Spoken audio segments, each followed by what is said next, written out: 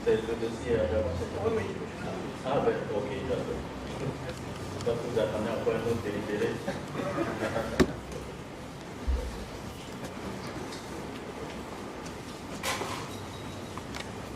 Okay. Now,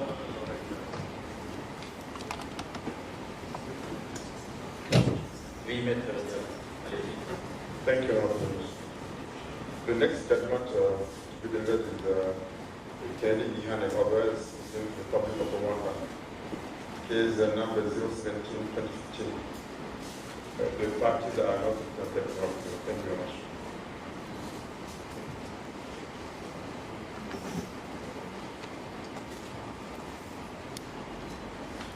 Okay. So this judgment will be read by Justice Imani Abu, Rwanda Justice.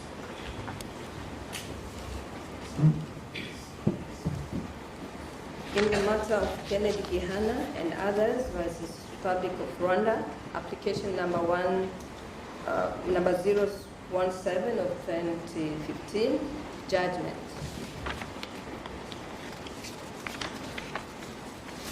The court, composed of Sylvain Ore, President, Ben Kioko, Vice President, Rafa Binasho, Angelo B. Matuse, Susanna Mengel, Tujilane R. Chizumila, Chafika Bin Saula, Blaise Chikaya, Stella I. Anuka, and Iman Abud, judges, and Robert Eno, registrar. In accordance with the Article 22 of the Protocol of the African Charter on Human and People's Rights, on the establishment of an African Court of Human and People's Rights, hereafter referred as a protocol, and Rule 8, Sub 2 of the Rules of the Court, hereinafter referred as the Rules, Justice N. Teresa Mukamulisa, member of the court and a national of Rwanda, did not hear the application. The applicants, Kennedy Gihana and others, were represented by Professor Michael Hansungule from Center for Human Rights, University of Pretoria, South Africa, and the Republic of Rwanda was presented by Mr. Mala Aimabo, Civil Litigation Division Manager, Ministry of Justice, and Mr. Bango Kaihura, Senior State Attorney. After deliberations, the court renders the following judgment. The parties. Kenneth Gihana, Kenneth Alfred Nuruddin Gihana, first applicant, Kayumba Nyamwasa, second applicant, Bampurika Abdallah Saif, third applicant, Frank Ntwali, fourth applicant, Safari Stanley, fifth applicant, Dr. Etene Mutabazi, sixth applicant, and Epimark Ntamushobora, seventh applicant, are all of Rwandese origin who were at the time of the filing of the application living in the Republic of South Africa. The application is filed against the Republic of Rwanda hereinafter to be referred to the respondent state. The respondent state became a state party to the African Charter on Human and People's Rights, hereinafter referred as the Charter, on 21st October 1986, and the protocol on 25th January 2004. The respondent state deposited on 22nd January 2013 the declaration by which it accepted the jurisdiction of the court to receive cases from individuals and non-governmental organizations as required under Article 34, sub 6 of the protocol. On the 29th February 2016, it notified the African Union Commission of its decision to withdraw the aforesaid declaration, and on 3rd March 2016, the African Union Commission notified the court in this regard. On 3rd June 2016, the court issued an order stating that the withdrawal of the declaration would take effect from 1st March 2017. Subject of the application. It emerges from the file that the applicants learned of the invalidation by the respondent state of their passports and those of other Rwandan nationals when one of them was informed upon applying for a visa to travel to the United States of America that his name appeared on a list of 14 May 2012, indicating the invalidity of the passports held by all persons, including on the said list. The applicants were neither officially notified of the invalidation of their passports by the respondent state, nor given the opportunity to appeal against the decision on the invalidation. Alleged violation. The applicants allege that the invalidation of their passports is an arbitrary deprivation of nationality.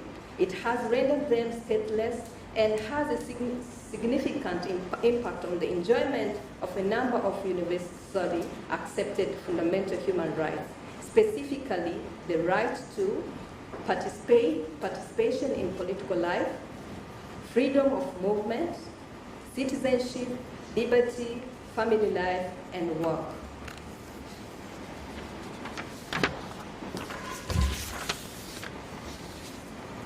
The applicants praised the court as follows. A, to insurance of interim measures against the respondents ordering them to immediately reinstate the passports of the complainants. B, ordering respondents to compensate the complainants.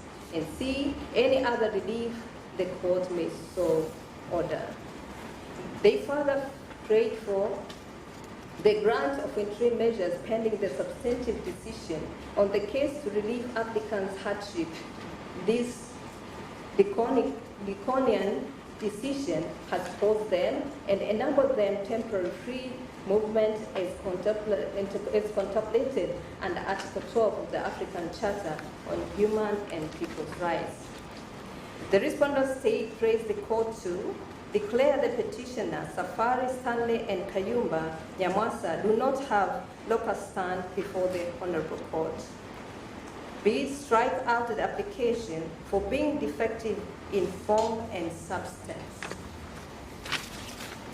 C, dismiss the application without the necessity of requiring the respondent to appear in accordance with Rule 28 of the Rules of the Court. D, award costs to the respondent, and lastly, make such orders as it deems fit. The respondent state, however, has raised two objections regarding the court's jurisdiction, namely on the lack of standing of two applicants and on the failure to disclose a prima facie case.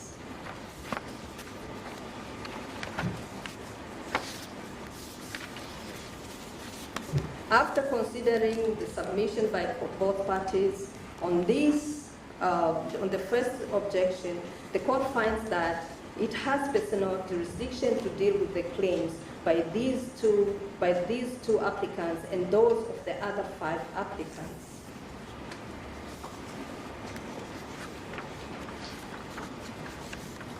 As regard to the second objection, the court notes that the objection regarding the application not establishing a prima facie case for lack of evidence to support the applicant's claims and to establish the prejudice they suffer are properly issues of material jurisdiction. The court also notes that the applicants alleged violation of their rights guaranteed under Article 6, 12, 13, and 18 of the Charter, and in accordance with Article 3 of the Protocol, the court has material jurisdiction to deal with the matter. Based on the foregoing, the court dismisses the respondent's state's objection and finds that it has material jurisdiction over the application.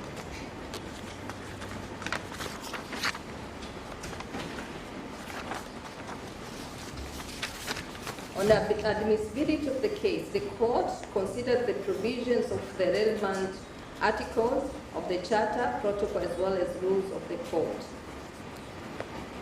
Conditions of admissibility in contentious between the parties.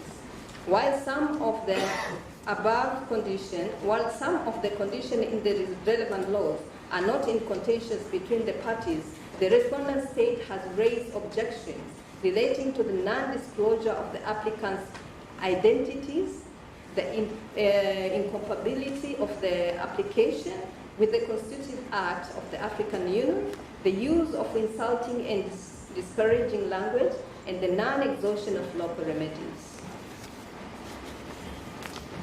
The court finds that 7 applicants are properly identified in accordance with Article 56, sub 1 of the Charter, and Rule 40, sub 1 of the rules.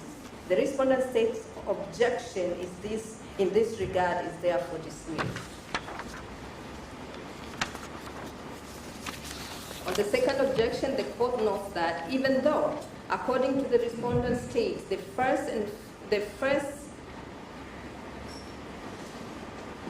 and fifth applicants were alleged to have been convicted on crimes which touch on some of the principles in Article 4, sub O of the Constitutive Act, as aforementioned, the court is not called upon to decide on the legality or otherwise of such conviction. The court considers that the provision in Article 56, sub 2 of the Charter addresses the nature of an application and not the applicant's status. The prayer for reinstatement of passports does not require the court to make a decision that would undermine the principles laid down in Article 4 of the Constitutive Act or any part thereof. On the contrary, this would be in accordance with the court's obligation to protect the rights allegedly violated, as it requires to do in accordance with Article 3H of the Constitutive Act. Consequently, the court finds that the application is not contrary to the Constitutive Act and the objection is therefore dismissed.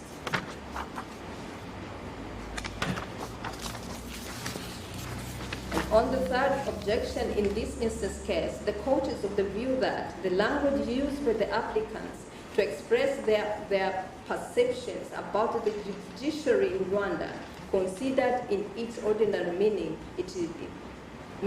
is not in itself disparaging. The court further notes that the respondent state itself failed to demonstrate how the applicant's language was aimed to unlawfully and intentionally violating the integrity of the judiciary and polluting the minds of the public as alleged. The court therefore dismisses the objection to admissibility of the application in relation to the use of disparaging and insulting language.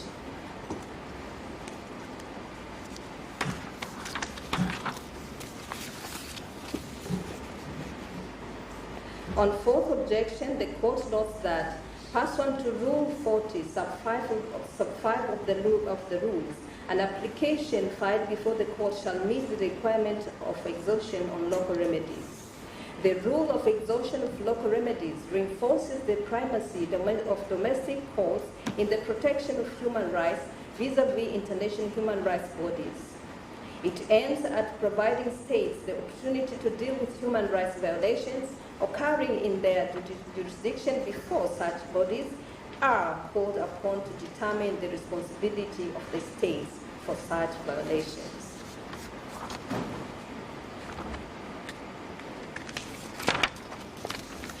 In the instance case, the court notes that the second and fifth applicants faces charges of serious crimes and fled from the respondent state territory.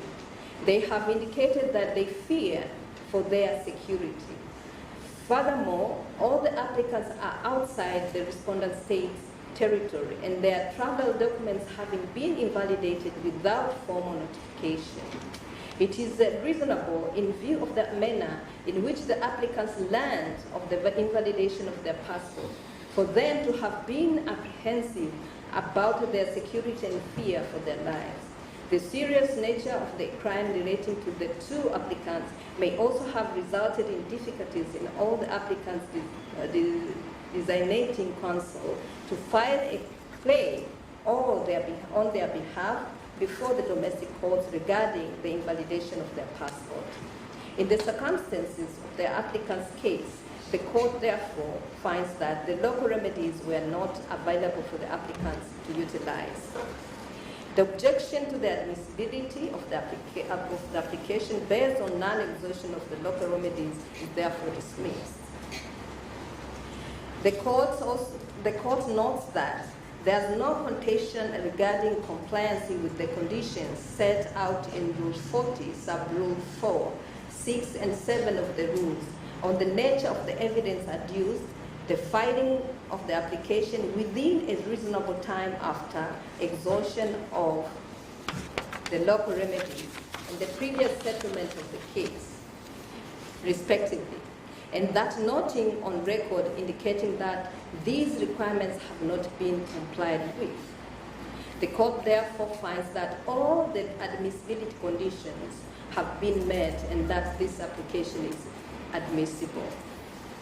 On merit, the applicants allege that invalidation of their passports by the respondent state, 1, amounts to arbitrary deprivation of their nationality, 2nd, has rendered them stateless, and 3rd, violates their right to freedom of movement, political participation, citizenship, liberty, family life, and work.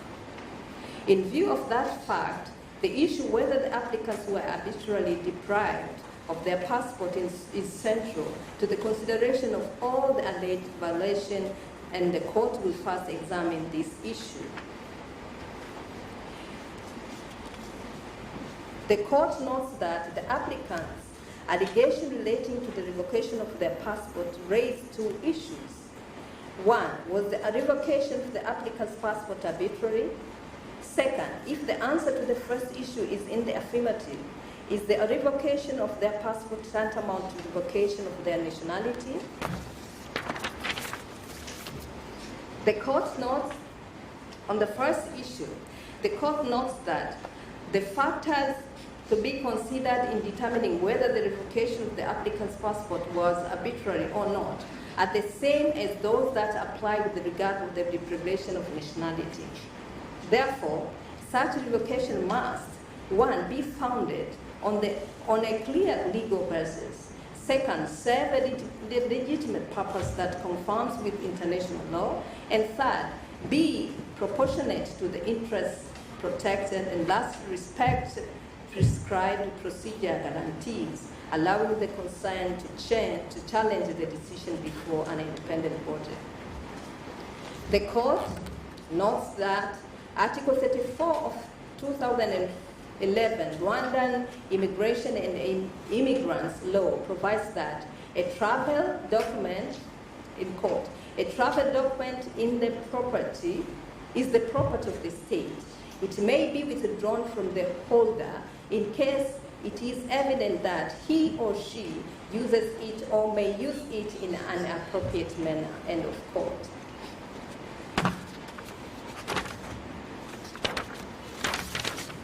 The court finds that the respondent state has not provided proof that its revocation of the applicant's passport was based on their use of the passports in an appropriate manner as required under Article 34 of its Immigration and Immigrants Law. In view of the foregoing, the court finds that the respondent state has arbitrarily revoked the applicant's passport. On the second issue, having found that the revocation of the applicant's passport was arbitrary, the court will now consider whether such revocation is tantamount to deprivation of their nationality. The court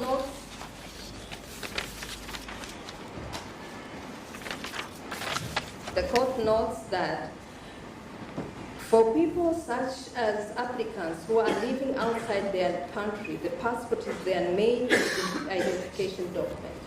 For such persons, not having a valid passport exposes them to challenging situations, such as difficulty securing employment, renewing their residence permit, accessing education and health service in the country they are residing in, and restrictions in traveling or travel to their own country and to other countries. In such circumstances, the revocation of a passport is not tantamount to revocation of nationality. Rather, it impedes the full and effective enjoyment of their civic and citizenship rights as the Rwandan nations. The court therefore finds that the claim that the revocation of the applicant's passport is tantamount to deprivation of their nationality has not been established and is therefore dismissed. The applicants allege that the invalidation of their passports by the respondent state has, as a consequence, renders them stateless and violates their right to freedom of movement, right to political participation, liberty, family life, and work. The court will examine these allegations in turn. In the instance case, the court has determined that the applicants have not been deprived of their nationality. They are still Rwandan nationals. The court therefore finds that the applicants' claim that they have been rendered stateless is moot, and it is consequently dismissed.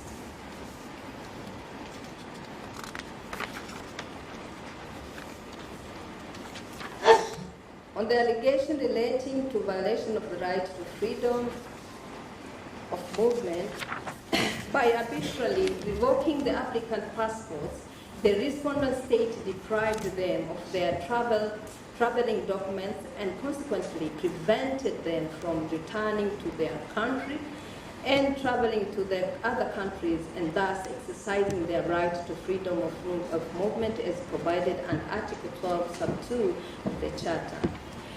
In light of the foregoing, the court finds the respondent state has violated Article 12, sub 2 of the Charter.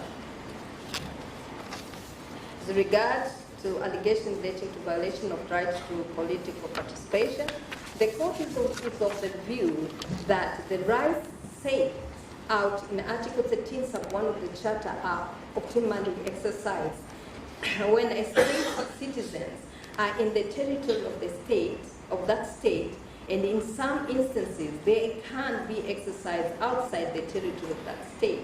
The court notes that the arbitrary revocation of the applicant's passports have prevented them from returning to the respondent state, thus severely restricting their rights to freely participate in the government of their country.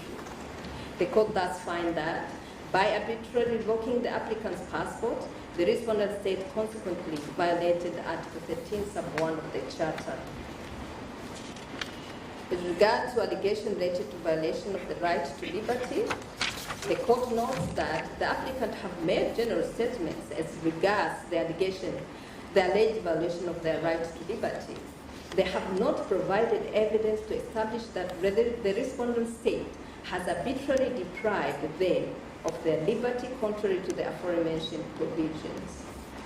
The court has held that it does not suffice to make such general claims. Rather, there should be a demonstration of how the rights have been violated. In the light of the foregoing, the court therefore dismisses the applicant's claim as having not been established. As regards to allegation related to violation of the right to family life, the court is of the view that applicants have not demonstrated how the respondent state actions or omissions had an adverse impact on the needs and interests of their families, or how it prevents them from fully benefiting from the filial and social interaction necessary to the maintenance of a healthy family life. The court therefore finds that the alleged violation of the right to family life, contrary to Article 18, sub 1 of the Charter, has not been established. And as regards to allegation relating to violation of the right to work, the court notes that this guarantee means that a state has the obligation to facilitate employment through the creation of an environment conducive to the full employment of individuals within the society, and a condition that assure the realization of the dignity of the individual. The right to work includes the right to freely and voluntarily choose what work to accept. The court further notes that the claims made by the applicants as regards the alleged violation of their right to work are general in nature. They have not elaborated on how the respondent state has acted contrary to or made some omissions in relation to the requirements of the provisions of the article. These being unsubstantiated claims, the court consequently dismissed them. Reparations.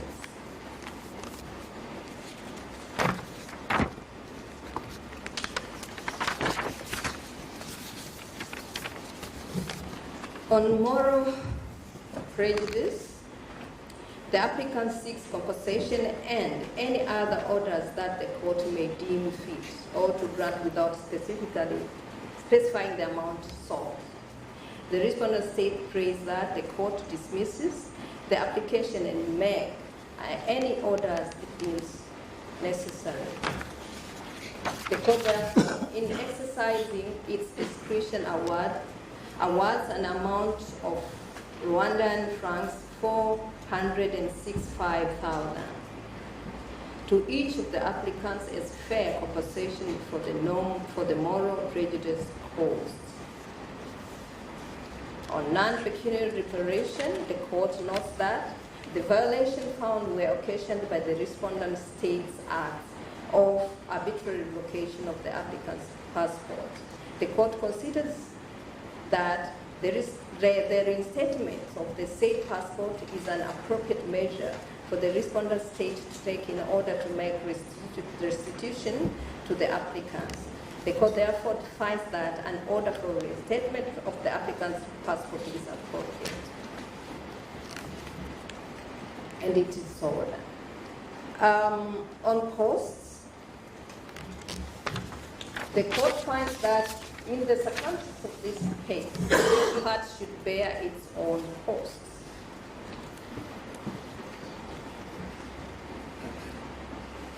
Operative part, then the court anonymously on jurisdiction dismisses the objection to the jurisdiction of the court and declares that it has jurisdiction. by a majority of 9 votes for and 1 against, Justice Chafika Bilsaula dissenting. On admissibility, the court dismisses the objection on admissibility, declares the application admissible.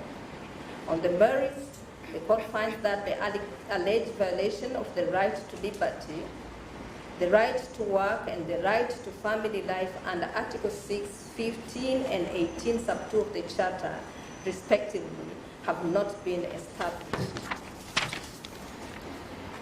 The court also finds that the respondent state has violated the right to freedom of movement under Article 12, sub 2 of the Charter, and the right to political participation under Article 13, sub 1 of the Charter as a consequence of arbitrary revoking the applicant's passport. Reparations. On pecuniary reparation, the court grants the applicant prayers for compensation and award each applicant the sum of Rwandan francs 465,000 for the moral damages they have suffered. Orders the respondent state to pay the amounts indicated in the paragraph above within 6 months from the date of notification of this judgment, free from tax, failing which it will be required to pay interest on arrears calculated on the basis of the applicable rates of the Central Bank of Rwanda throughout the period of delayed payment until the amount is fully paid. Non-pecuniary reparation, the court orders the respondent state to reinstate the applicant's passports within 3 months of the date of notification of this judgment. On implementation of the judgment and reporting, orders the respondent state to submit a report on the status of implementation of the decision set forth herein within 6 months from the date of notification of this judgment. On costs, the court orders that each party shall bear its own costs.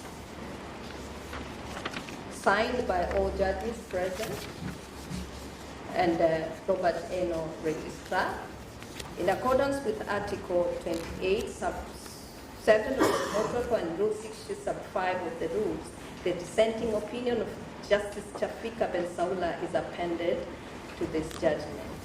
Done at Zanzibar this 28th day of November in the year 2019, in English and French, the English text being authoritative.